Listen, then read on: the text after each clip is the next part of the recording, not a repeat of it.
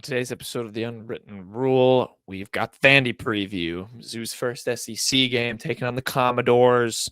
Previewed everything, took a look at kind of some players to watch on Vandy. Of course, we talked about our guy Diego Pavia and what kind of to expect from him. Similar to Castellanos from Boston College was kind of the consensus. So we dive into kind of what we're going to see from him, what we want to see from Mizzou.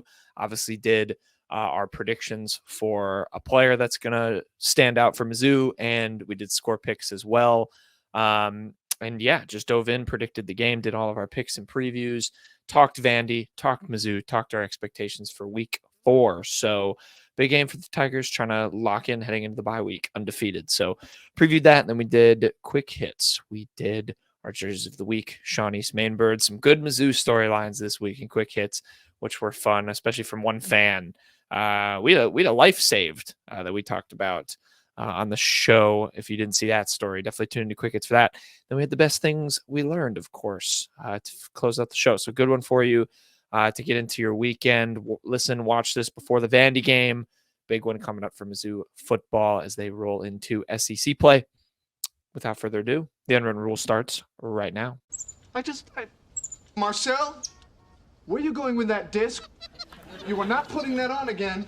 Marcel, okay, if you press that button, you are in very, very big trouble. Attention.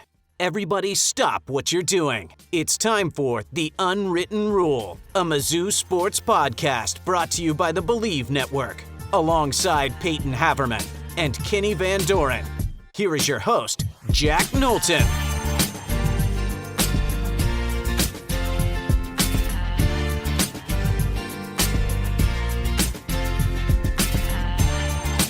Welcome back to the Unwritten Rule. Today is Friday, September 20th, and Kenny and Payton SEC play is here. It doesn't really come in emphatic fashion for Mizzou. They play Vandy, which, we were singing Vandy's praises after 2 weeks. They were 2-0, and then they went and lost to Georgia State. So, Mizzou comes in as 20-point favorites against the Vanderbilt Commodores, but it is an SEC opponent. It comes off of a game that was an interesting one for Mizzou, beating Boston College, having to kind of come back after getting punched in the face. We talked about that last show, so go listen. What are your guys' thoughts overall heading into the first SEC game here of the season with Mizzou set to play the Vanderbilt Commodores in not the construction site? We were in the construction site last year, but I missed the construction site. I'm not gonna lie. It was fun making those jokes.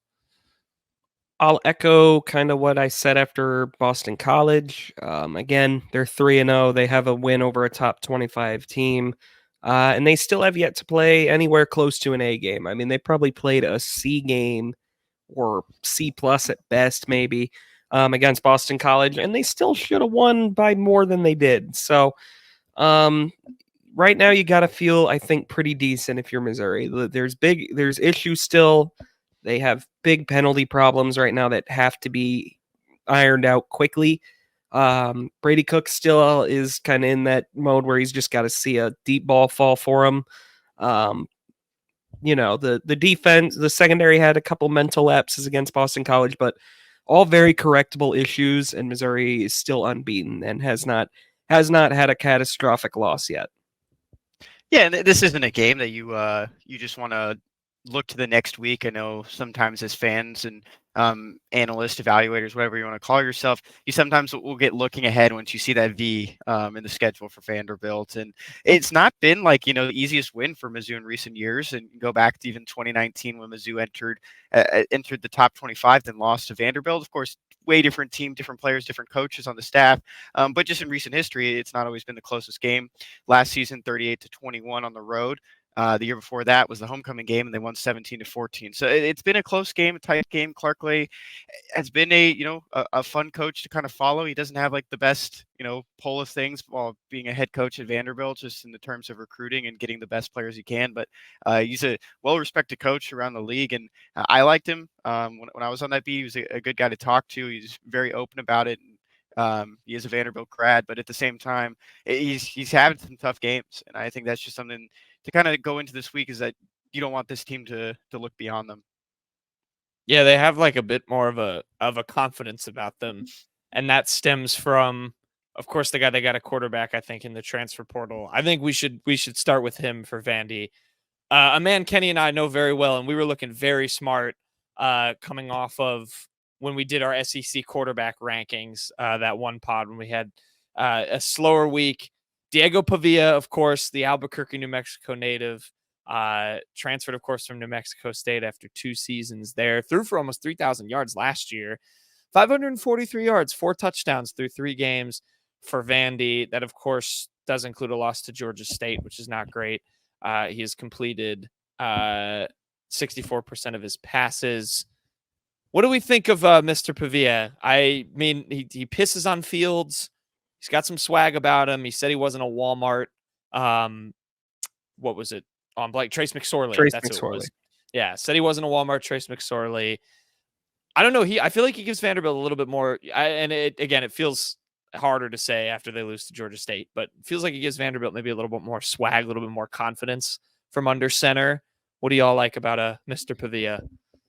I like that you keep saying he's your guy. He's our guy. First of all, because I bet you don't even know. I know some deep cut Diego Pavia lore. His first start at New Mexico State. Do you know the quarterback he was splitting reps with? Oh, you don't. Can you give me a hint? His first start wasn't Valparaiso. No, you don't know who this is. It was a guy by the name of Gavin Frakes.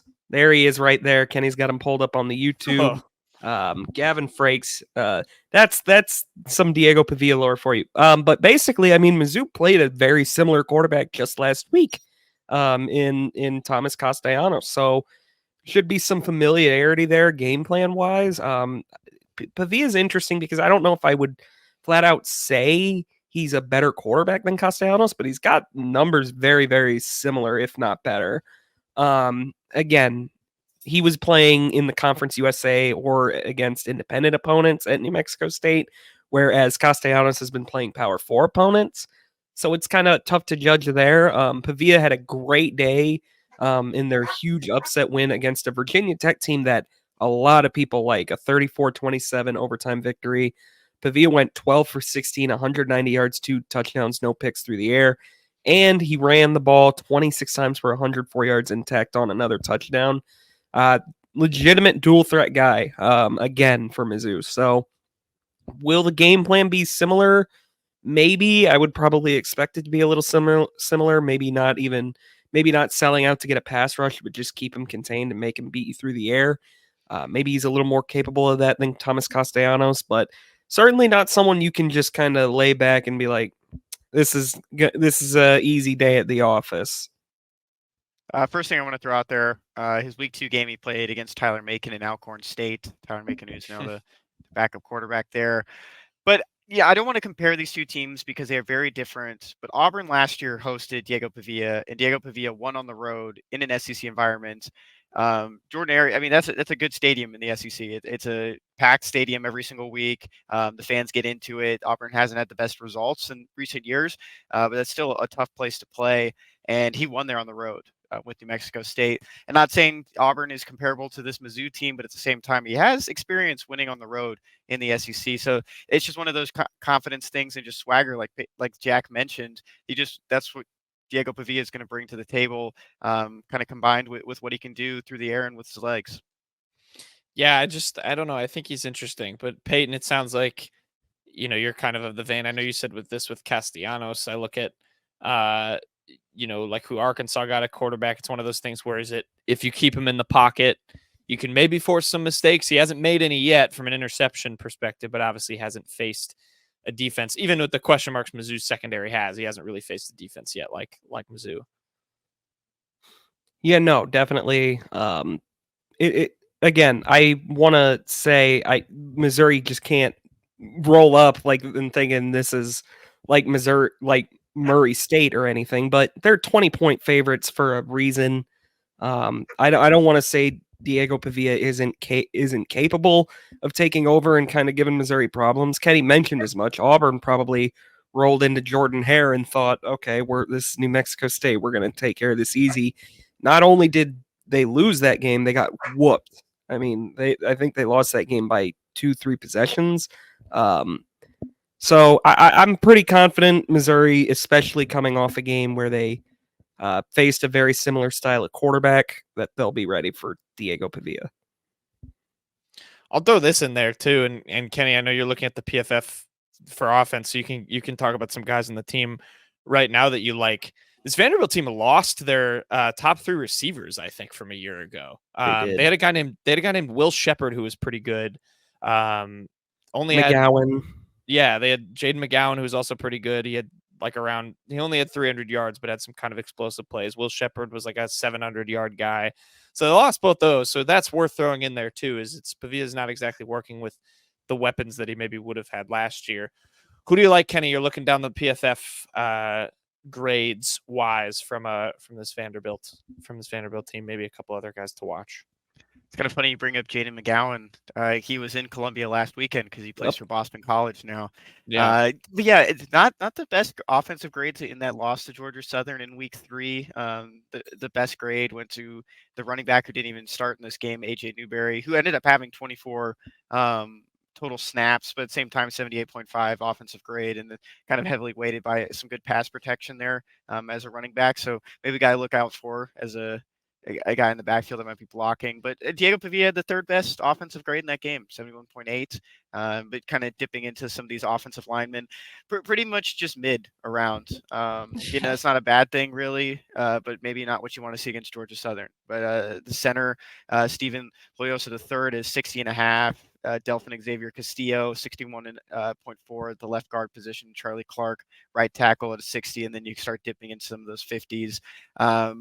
Charlie Clark has only played 1 snap this year. Sorry, that's 1 snap. Sorry. Left tackle Gunnar Hansen was 59.8. But looking at these positive ones, though, it's just there's not many weapons in there. I mean, you can look at Eli Stowers, who had 64 total snaps in that game. We can go to his offensive numbers from He's their leading receiver, I think. Yeah, and that's their number 1 option. Even in this Georgia Southern game, he wasn't the leading, or he was the leading receiver with 110 yards on 9 receptions and a touchdown. So it looks like maybe the safety blanket, the guy that Diego Pavia is probably going to look to the most.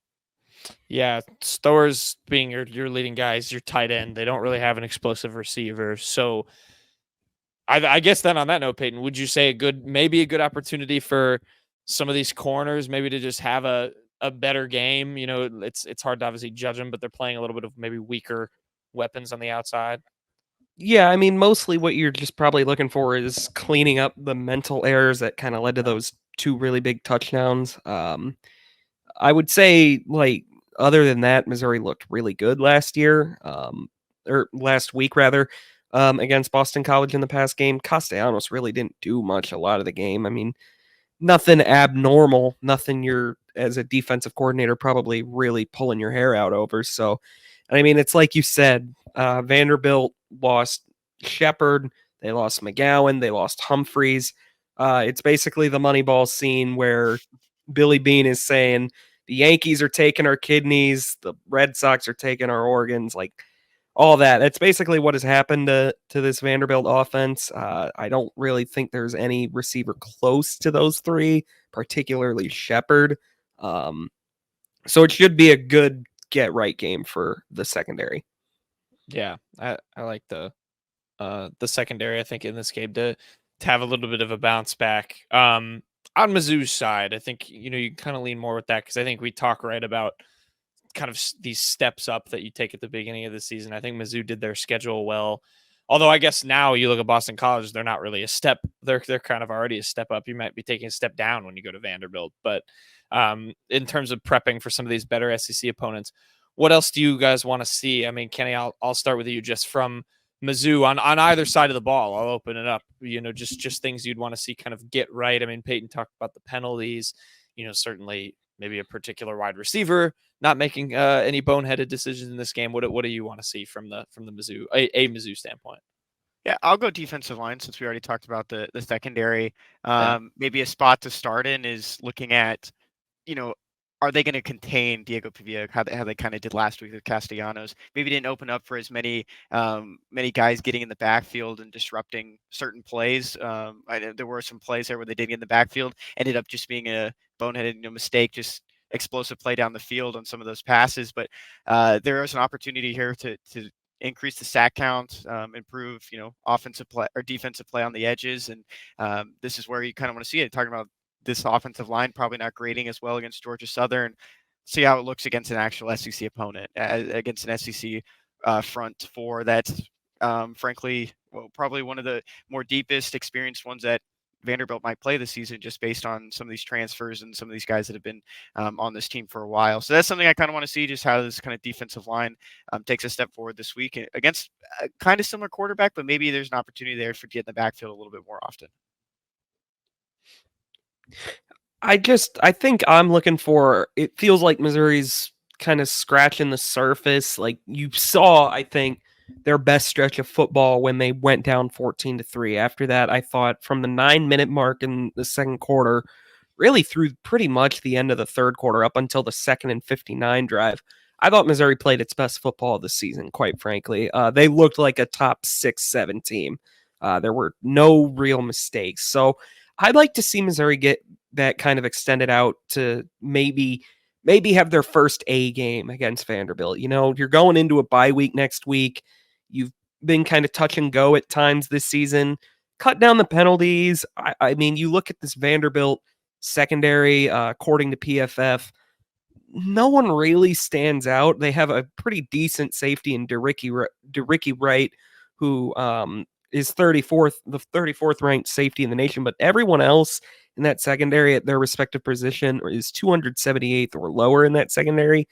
Be really a good opportunity, I think, for Luther Burden or Theo Weiss and Brady Cook to connect on a deep ball. Just get some of those explosive plays out, really kind of get your momentum rolling going into the bye week, and then you got your first, I guess maybe not first anymore because Boston College wound up being a ranked team, but coming into the season, I mean, we really kind of looked at that Texas A&M game as a measuring stick.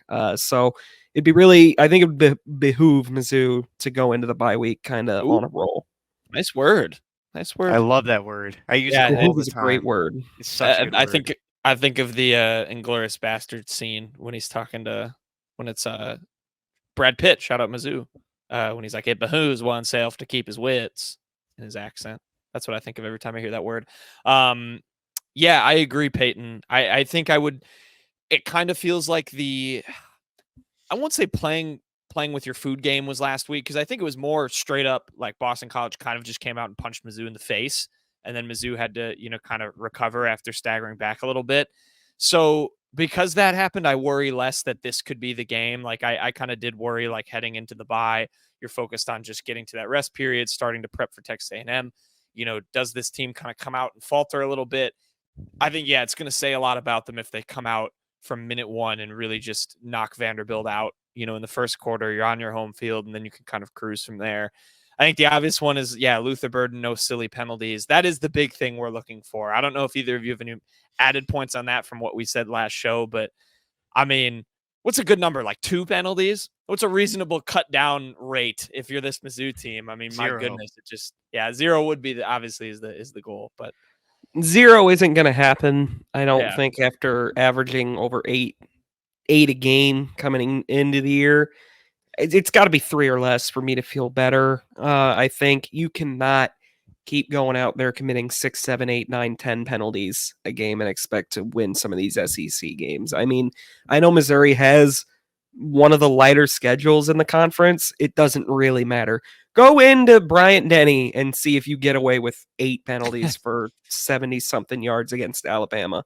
Just go into College Station even and see if you get away with it. I would wager to guess that you're not going to.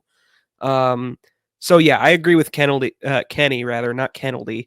I've had to say penalty so much the last few weeks, it's just permanently ingrained into my vocab. Yeah. You really got to go out there and just play disciplined football. Yeah, that was my last thing I wanted to add in.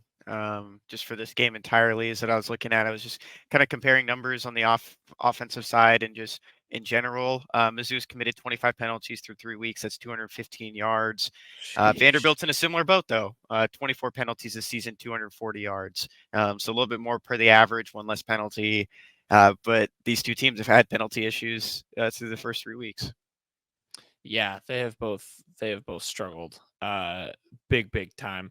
I will throw out another name actually from Vanderbilt. I should have done this earlier to watch on defense. A guy named Langston Patterson. He is a junior. He was their leading tackler last season. He came back. He had 74. Only 2 against Mizzou though. So Mizzou did a pretty good job against him. I think he's like top 8-ish. He is 8th in PFF for their overall defense grade. So I'll throw him out as a name to watch on Vanderbilt.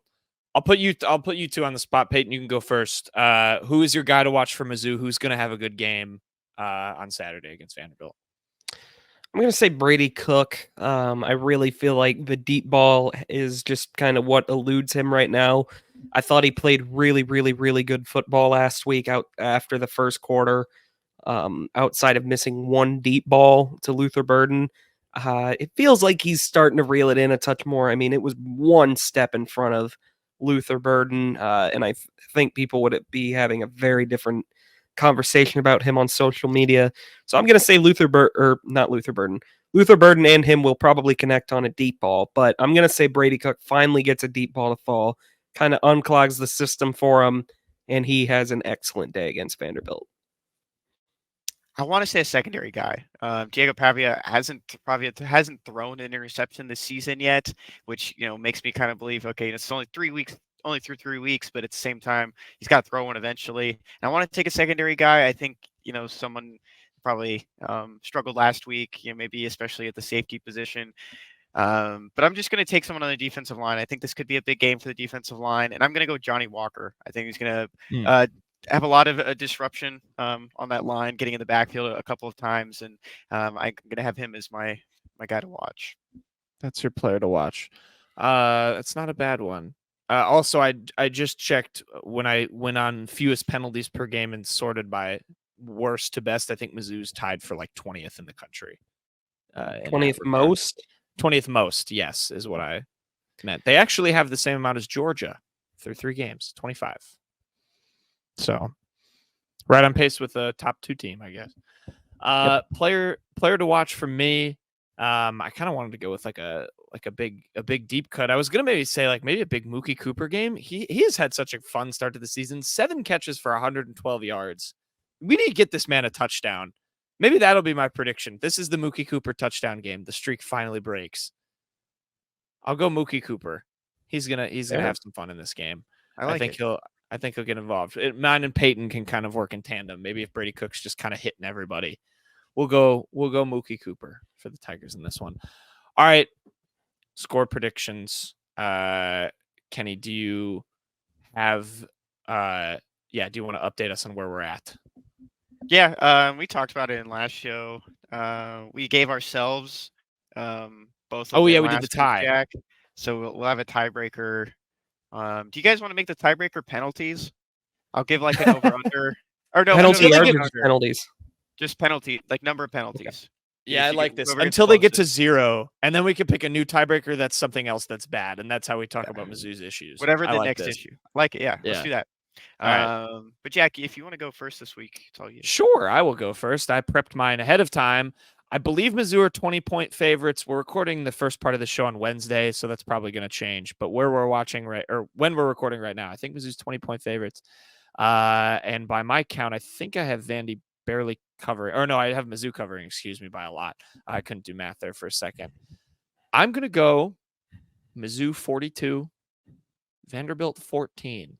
I really like a big Mizzou win heading into the bye in this one. I'm sorry. Remind me one more time of the line in this game. Believe it's 20. I think Missouri covers. To be honest, I think they get it at the least. I think we get a B+ game out of them in this one.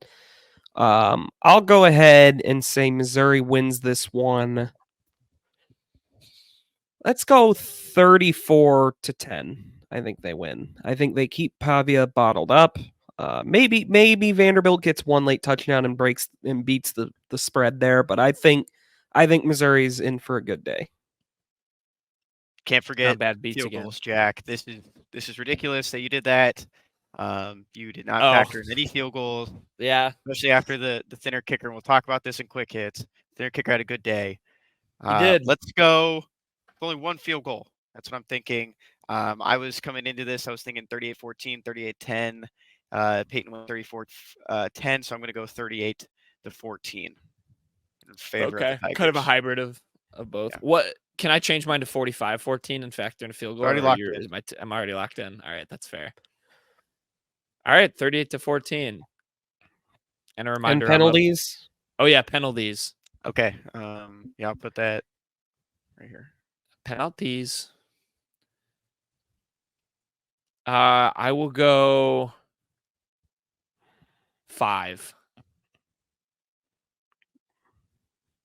Or should we set an over under and then say No, it'll be the because difference then between there's the- only 2 possible answers. Oh yeah, you're right. I guess we could still tie. I'm gonna go Someone 5. has to take the push. I'll go 3. I think Drinkwitz is going to get after it in practice today, or just this week. Probably today. Yeah. They probably talk today. What? So if it's none of us are right, is it just whoever's closest? I guess this is just in the event of a tiebreaker between the two of us. All right. The tiebreaker for the tiebreaker will just be rock, paper, scissors. Yeah, that's fine. 3 is a very good number. That was the Fight to the original number death. I had in my head before. 3 0. is the magic number. Oh, this is tough. I mean, you could I'm pick- trying to plan out. Let's do a snap infraction. Caden Green gets a hold. Snap infraction. Ugh. Only What could a Mizzou kicker? Could a penalties. kicker be called for a penalty? What would a kicker get a penalty for? Like unnecessary roughness after the play, like pushing somebody. Yeah. I feel like that would be the only thing, right? Well, I don't know. You're not Okay, gonna I'm hold going to take the somebody middle number. I just think it's probably my safest option. So I'm going to go 4. for. I mean, I 4. guess that is the smart way to do it from a divvying up standpoint. But Kenny, you're putting yourself in a spot where you can't have the like if it's above know. 5, I'm gonna win. If it's below 3, can't like Payton's. I gonna win. just did not think it would be 6 or above after last week. Yeah, I set a good mark with 5, I You think. did. All right, we'll go with 5. There you go. Mizzou Vandy, SEC Network at 3:15. That kickoff is. If you're going, have fun. That this game sold out, right? Finally. Yeah. So we have that. But yeah, Mizzou Vandy 3:15. We're getting into the thick of it. Very excited to see this game. We'll see how it goes for the Tigers. For now, though, we'll finish the rest of the show with quick hits.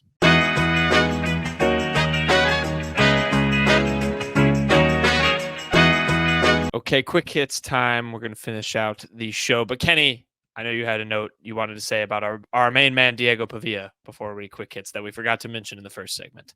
So I will let you take that. I'm usually good at this. I mentioned it in the Boston College series week that there are some guys that have been to Mizzou before, maybe for different teams. We totally missed this that Diego Pavia played against Mizzou at Faroe Field at Memorial Stadium in 2022. Very cold game. Very cold. Not for very you. cold. Not for Did you. we really not say that? I could have It's sworn freezing. we did. No, I we showed totally it. forgot. I highlighted it when you were talking, and I totally forgot to mention it. So the people Yeah, on we YouTube forgot. definitely saw it. If you're listening on the podcast, you're just hearing it now. You didn't hear it in the first segment. So it's very exciting for Diego to come back, and we wish him nothing but the best, but also a loss. So let's start it off with our jerseys. I would like to once again emphasize that game was not cold for you. It was cold for It me. was and cold Peyton. for It was me. not It cold for wasn't you. that bad. If It- you bundled No. up properly, it was not that bad. It was below. I wore Peyton, you're 2 missing- pairs of socks. I was really not that cold. I had gloves. No, I'm not I had talking 2 about pairs of us socks. being cold. Kenny was not cold at all because Kenny wasn't outside. Kenny, Yeah, doesn't Kenny, have you have any, no like, I excuse. was. My walk Huh? there, my hands were red because I took a glove off to open my phone. I couldn't type on it. You can't handle the winter. Oh, he's got journalist It's hands. 104 Yeah. in Houston today. I was driving home and it was 104. That's insane. That is Yeah. insane. I think it's Okay. 90 in Alabama. All right. Yeah. Anyway, yeah. Quick hits. We'll finish up the show. Good note, Kenny. What is your jersey of the week? Speaking of jerseys of the week and quarterbacks, let's go with Matt Zollers.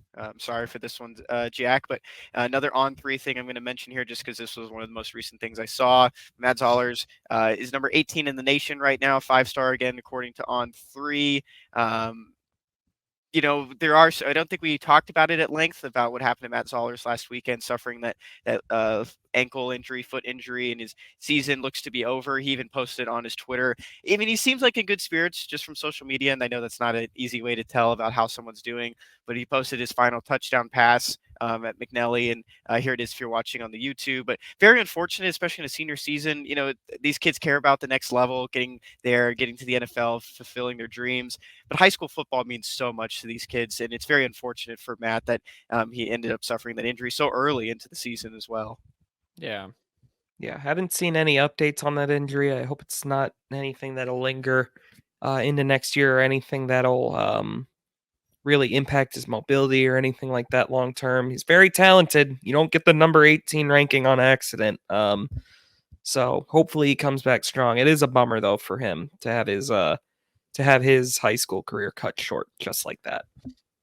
I think if something like this happens, Mizzou should be granted the use of their own trainers and doctors to fly out and help make sure that the rehab process is okay so that he's fine when he does get to college. I think that should be an added rule for injuries like this. I But think it also, legally they could once he signs in December. well, yeah. Once he signs, I'm sure he'll be an early enrollee and get over there and get. But yeah, hopefully. I mean, obviously, on a serious note, yeah. Hopefully, the kid's just in good spirits and can hopefully enjoy the rest of his high school time in high school. Even if it's not on the field, and his team can do all right without him. Obviously, we are all very excited for him as Mizzou fans to see him there. I mean, shoot, assuming this recovery goes well and depending on what happens kind of in the offseason, I mean, we could be talking in line as a true freshman starter for the kid. I mean, Drew Pine does look good, but I don't know. He's like you said, Kenny, he's a 5-star on consensus. That feels.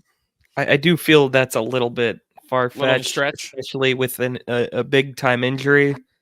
You're probably, honestly, I think Mizzou's staff is probably hoping Sam Horn just somehow is able to kind of take control of that job for next year, but we'll have to see. Yeah. It'll be fun nonetheless for the I'm waiting for the Matt Madison connection. Matt Zollers and James Madison. I think that's the one. Yeah, we'll get that at Florida. All right, Payton. What's your jersey of the week on that note? My jersey of the week is going to be Missouri's threads of the week. Missouri did their uniform reveal like normal on Thursday. I think the social media intern forgot to schedule it because it was posted at 12:16 p.m. rather than right on the dot at noon. But first of all, it's a damn Drake Heismeyer as player model jersey reveal, which took me really by surprise. Second of all, it's maybe the most divisive one ever. It is white helmet, white oval tiger helmet, yellow, just the standard gold jersey, and then the white pants. I'll tell you what, I personally think it looks clean. A lot of people do not like it. I love the white helmet so much. It probably is my favorite, like, just standard issue helmet. Just out of like the non-Tiger script or Sailor Tiger ones. There is a Nash Vegas reference in here because they are, of course, playing Vanderbilt. You know, they're from Nashville. Another note on Diego Pavia. The last time he came to Faroe, Mizzou was wearing white, yellow, white. So there you go. Maybe a little Pavia trolling. It was the yellow Tiger script on the white helmet in that New Mexico State game. But yeah, that's what we got. We got the white helmet. 4 for 4 on going with oval Tiger yellow jersey. White pants. The stripes on the pants seem to be a thing of the past. Yeah, good analysis. Kenny, we got this one wrong on our guessing, this was a which layup. bad on us. We totally missed it. I was in a group chat the other day at work, and one of my coworkers went to Mizzou, and she mentioned Nash Vegas, and it just clicked with me. Then I was just like, oh man, we should have. Yeah. This was easy. This was an easy one. I've only ever been to Nash Vegas once. But this, I feel like Drake Heismeyer was a good choice for this. He seems like a nice country guy. He's from the St. Louis area, but he just has like the build and the He's got the vibe about him. Got the vibe, yeah. Got the vibe about him. And the jersey number. I have never been in. I never went in Nash Vegas. It was not my scene, but yeah, definitely this was a layup in terms of the vibe for this game with Nashville and Vandy. So we'll try to do better next time with the guess the location, but that's for another week. Yeah, Peyton, I think I agree with you. I like the white helmet for sure. I kind of want to see the ensemble on the field and judge again, but I like the white oval Tiger helmet. I think they're cool.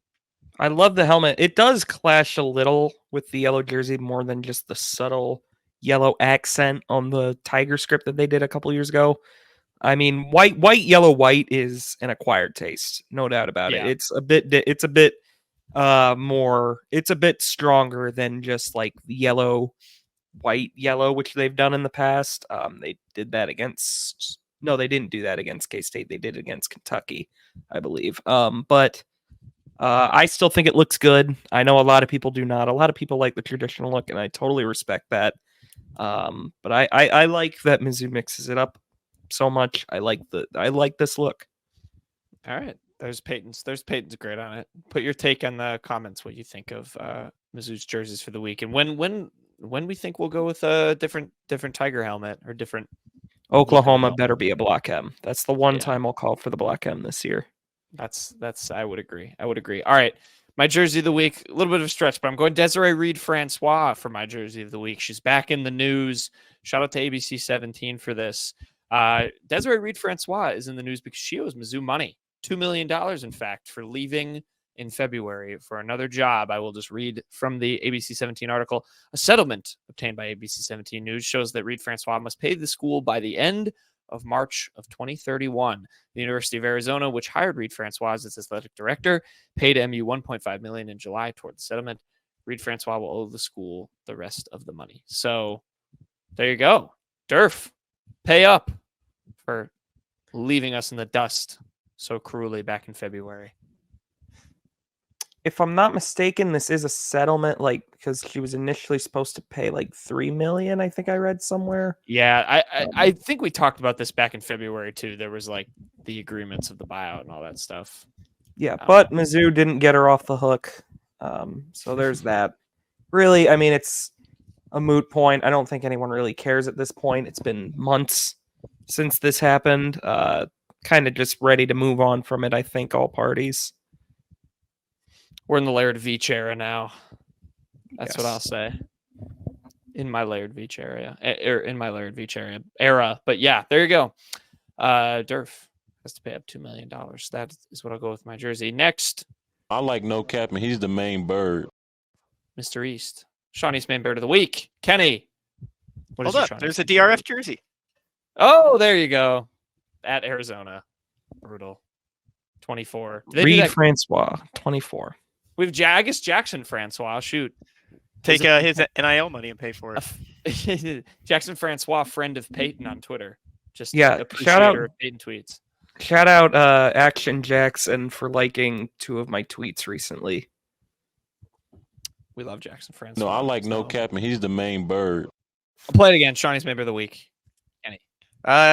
I mean, Chase Daniel just continues to find himself into our quick hits. And this one's a little bit probably on the worst side, and it's not even the worst thing he's tweeted in the last week. But Chase Daniel, of course, former Eagle, tweeted the Texans had 36 pressures on Caleb Williams tonight, according to Next Gen Stats, on 42 attempts. That has to be some type of record, just an awful game up front for Chicago. He got on X. He got a response from Next Gen Stats, who's like an official NFL account. Hey Chase, we have it at 23 team pressures on 48 dropbacks. There were 36 total individual pressures by 10 different pass rushers. Several were on the same play. He didn't delete his tweet. I mean, he was just kind of straight up wrong about it. He did quote tweet and correct himself. Okay, well, he got the community note and respect for him for keeping it up.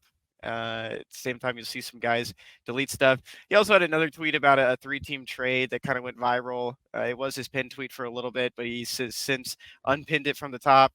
It's not even. He just tweets so much, just so I can't find it. He's active. He's an active media member. Yep. Here's his proposed 3-team trade. The Rams get Bryce Young. The Dolphins get Matthew Stafford. The Panthers get a Dolphins second and a Rams third rounder. I mean, he didn't get ratioed necessarily in the likes. There definitely probably was a quote tweet that got a bunch of likes. I feel like we shouldn't click the hidden reply. No, definitely don't click the hidden replies, but I am curious what's in there. And yeah, this isn't a great 3-team trade, but it's not the worst I've ever seen. I mean, the Rams would probably not do that, but yeah, why would the Rams do that? That was yeah, we might have to put some sort of moratorium on Chase Daniel. He's on this show every week. How about if we agree, if Chase Daniel somehow sees this and comes on, we won't mention him in any light ever again if he comes on the show. Well, we won't mention him in positive light as Yeah, well. we He's a won't great call out invest. any of it. We won't It was call out not any of his- the weird three-team trades. Yeah, it was not his best week at the office, though. Hey, you got to take your punches as a media member. Look at Dan Orlovsky. He's not going to be worse than Dan Orlovsky. I mean, Dan Orlovsky's great. you like Dan Orlovsky? This is bad No, food I don't takes. really. He definitely, like, if you watch Inside the NFL, like, he knows his stuff from, like, an X's and O's. He breaks it down really well. I think it's I'll just give more him his that. Twitter. His Twitter. Sometimes Twitter's his Twitter dying follow- anyways. God, craziness. All right, Peyton, main bird. My got main you bird of the now. week is going to be Kobe Brown. If you're looking for a bird connection, he was teammates with the main bird himself, Sean East. And of course, he has his personal like Kobe Brown logo for merch has wings on it. Wings are found on birds, among various other things. Why is Kobe Brown my main bird of the week? Because he's coming back home, guys. He's coming back to Mizzou for the Vandy game. He quote tweeted the Hill tickets being on sale for Vanderbilt. He quote tweeted with Vandy this weekend. I'm there. Let's do it. #MIZ. Again, think he was pretty easily my favorite Mizzou athlete ever. Just because he had every reason to leave and he didn't. He's pretty much as true son as it gets, as far as I'm concerned. Super glad he still comes back to the university. Yeah, this is awesome. I hope to God they didn't make him pay for a Hill ticket. He better be. Oh yeah, he better whatever be honored free- at halftime. Like I think he's merch hitting him out Big Mo. there. That's my prediction. I think he'll be. The That Big would be Mo's guest. really cool. Yeah, that's my prediction. I think when we say like the main bird himself, wouldn't that be Ronnie DeGray? I guess guess technically that's yes, true. because he's referring to Ronnie DeGray in that clip. Like I would have to say, since my guy's right here, and I like no cap, he's the main He's the main bird. bird. If anyone doesn't know the original clip from the Sternberg Scoop, No, I like no cap, and he's the main bird. 2023 Super Bowl predictions video. Yeah, very much a deep cut for the unwritten rule. But we love Mr. East. We love Kobe Brown. Yeah, this will be awesome. That's my prediction. He hits Big Mo, and then they give him something at halftime. Maybe just the key to the city. I don't know. Like Barbara Buffalo, step aside. There's a new mayor of Columbia. there's a new mayor in town. There you go. Yeah, it's very exciting that Kobe Brown's going to be there. Also, for some reason, this particular photo of the hill, like it kind of looks AI generated to me, like the people a little bit. Because it's Just the way the, so like, full. sun's hitting them. No, not because of that. I don't know why. It just like it looked like kind of AI generated, like just the angle It's of from it. the I don't know, Buffalo something's game. throwing me off. I know.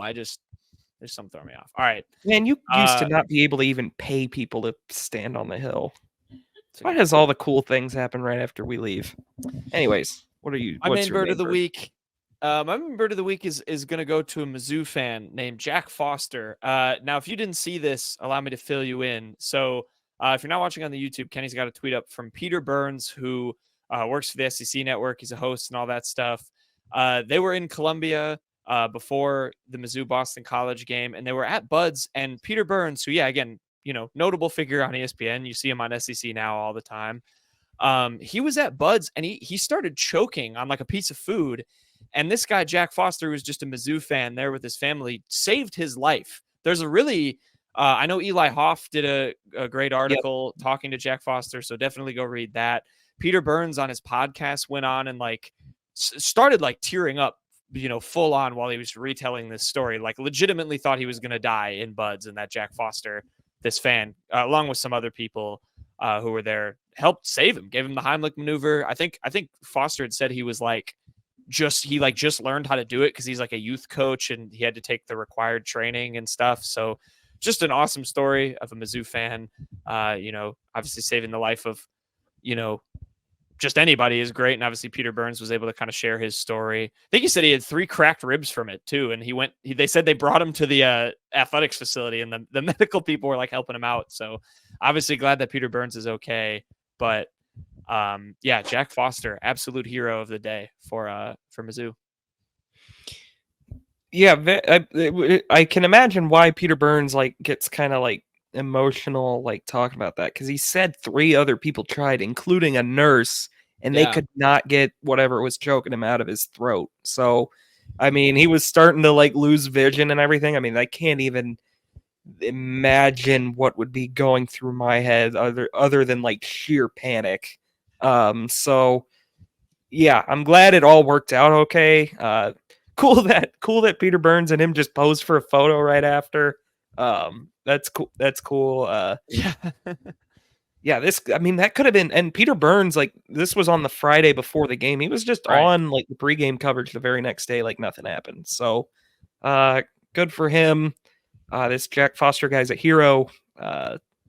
Yeah, a lot of people don't know it is like a very painful process. I know you're on the you're not breathing and you're choking on something, but everything that kind of happens after. I mean, people break ribs. There's like do not resuscitate for some older people, and it's just you don't really realize how much you have to kind of go through to get this done. And it's just one of those things. You see the story and you hope that other people that read it, learn from it and want to kind of be that person for someone else. You hope you never have to be, but there's always just in the back of your mind, how can I help someone if this actually happens? And you can take CPR classes and you can do programs to get yourself ready for it. And there's certificates, and you can become CPR certified for different events. So it's definitely something that people can learn from and hopefully want to help someone else someday.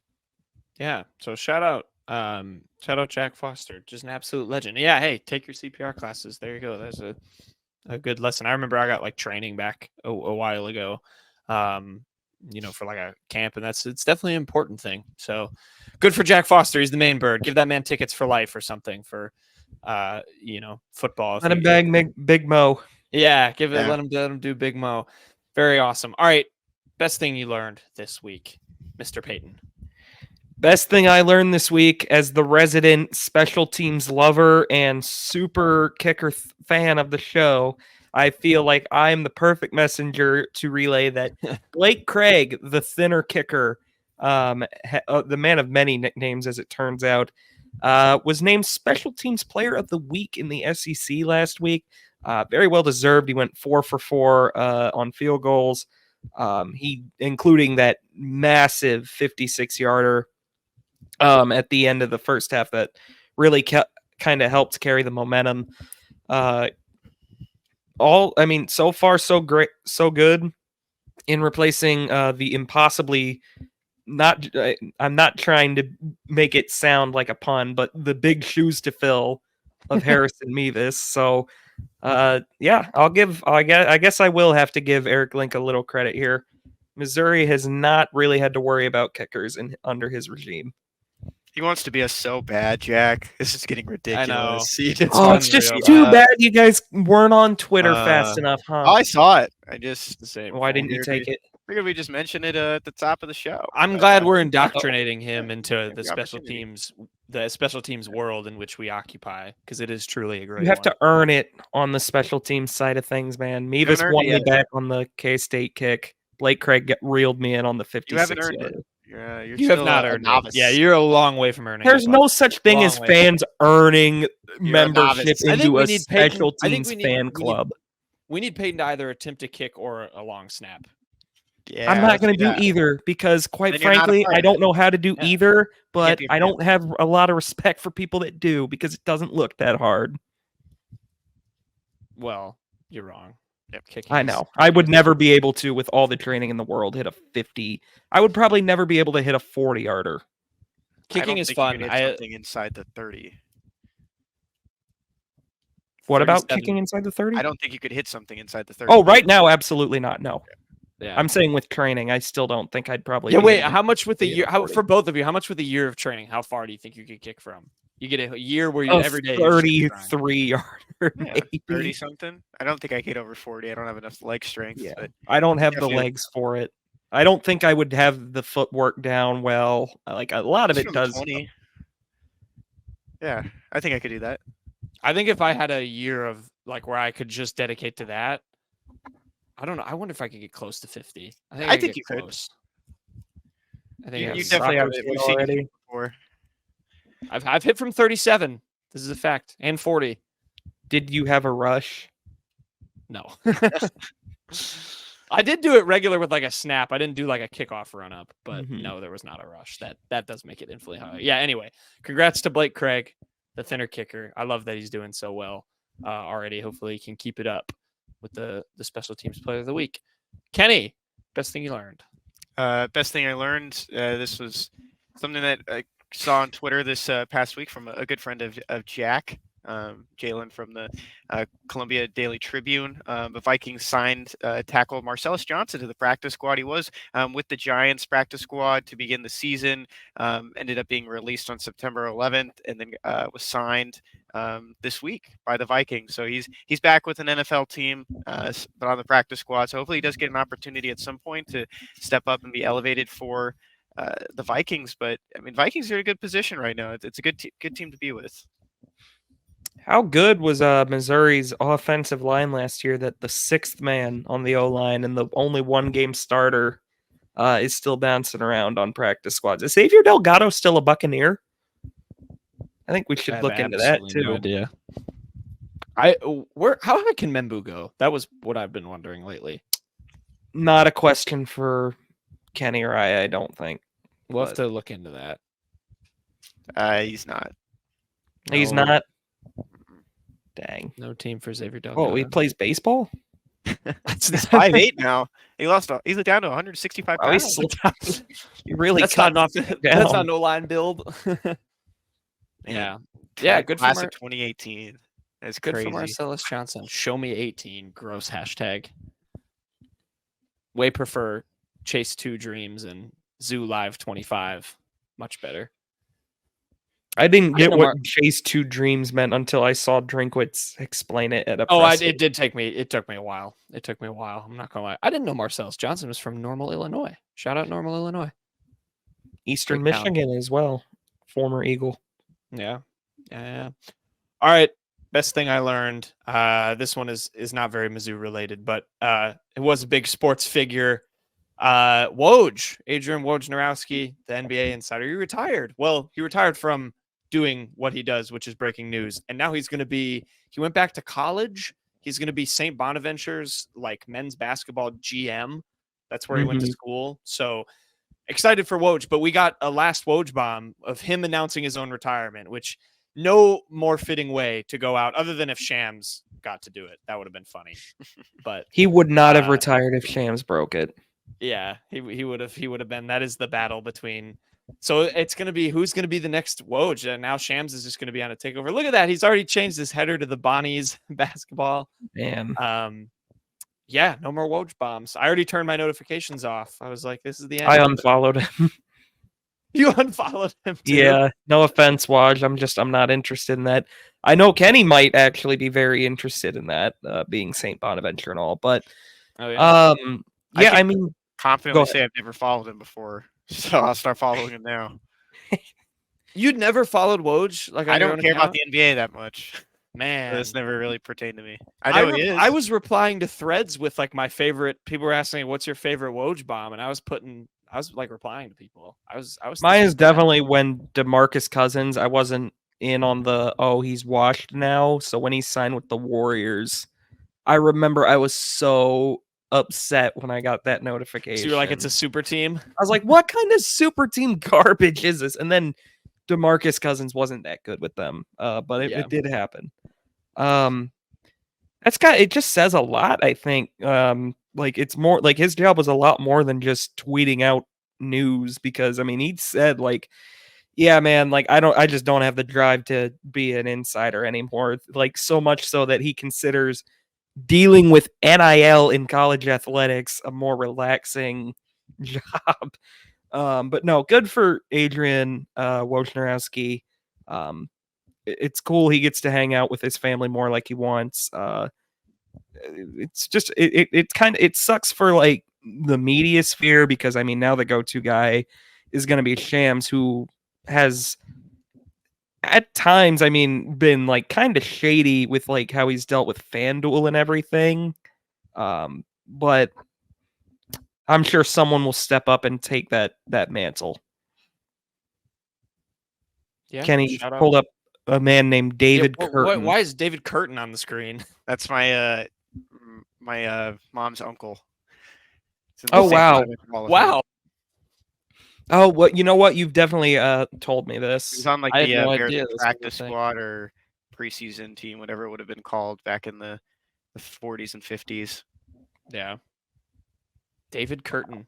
That is what were with names back then? Like I see it with baseball players. Like people are like, my name was, like Bootstrap McGee. Like why did people name that? Just Uncle Dave. It is just Wally something. I guess Zerbiak. Curtin's throwing me off, but it's I guess It's that's an Irish name. It is. I'm not sorry. I'm not trying to bash your mom's uncle's name, but you guys agree with me with the baseball player thing though. Like Yeah. the 20s, like why were they Pee Wee McGee. Yeah. It was all like Shoeless Joe Jackson. trash boat. His name was literally Shoeless. I just wanted to get Kenny with that one. Oh. Yeah, Woj. My favorite too. I mean, I remember the. I feel like the most recent Woj saga was when we were all up at 3 a.m. when the James Harden trade broke, and he said he purposely didn't get on a flight so that he could beat Shams to it. Just amazing. He was locked in. I also saw a good tweet that it says a lot about Woj's job to be like, I'm gonna leave this world to go do NIL for college athletics, which already sounds like hell. So. I said that. Oh, sorry. I missed that. All right. Do you got a joke before we go, Payton? Are we done? No, we're done. No. All I right. had a joke, but you stole my line, and that this one comes from our favorite TV series, The Today Show. Guys, how do trees get on the internet? Easy one. Layup. Oh, I've heard this one before. Oh, have you? Well, why don't you tell me the answer? Shut up. Branch, something with branch. I don't know. Nope, wrong. Kenny, you got any guesses? You got to say yes or no for the people listening. I mean, do they just check the web? What does a web have to do with a tree? I think there's spider webs on trees. It's kind of a reach. How do trees get on the internet, guys? They log in. That's good. Oh, yeah. That's a good one. Makes All sense. right. Nice. Okay. Peyton and Kenny are going to recap Vanderbilt. So that show will be out for you guys on Monday. Until then, enjoy the game. Have fun. Hopefully, Mizzou is cruising into 4-0 by the time we talk to you guys next time. Then it's a road game. We finally have a road game after the bye, obviously. But we finally have our first road game. For Mizzou. Maybe we'll see a different uniform busted out. Who knows? All right. Until then, enjoy the game. We'll see you guys on Monday. Goodbye.